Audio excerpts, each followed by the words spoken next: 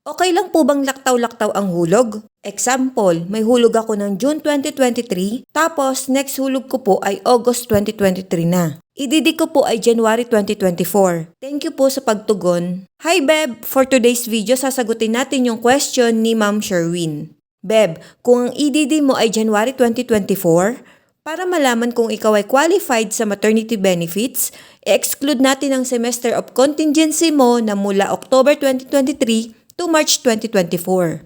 Now, ang magiging qualifying months mo ay mula October 2022 to September 2023.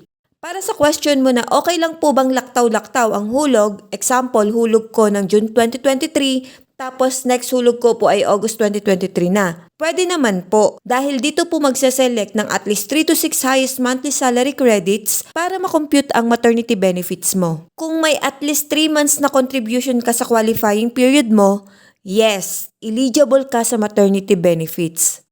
Pwede mo naman ma-check sa portal mo kung eligible ka sa maternity benefits at kung magkano ang makaklaim mo.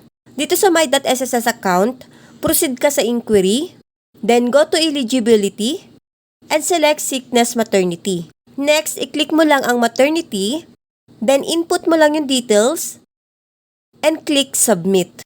Sample lang ito, Beb.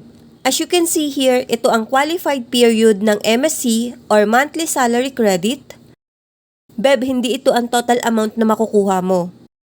Dito mo makikita kung magkano ang magiging maternity benefits mo base sa contribution mo. Reminder ko lang din, Beb, asikasuhin nyo na din po ang PhilHealth mo para ma-avail mo naman ang PhilHealth maternity benefits as long as may monthly premiums regularly. Sana ay nasagot ko ang iyong katanungan. Thank you and God bless. Follow for more!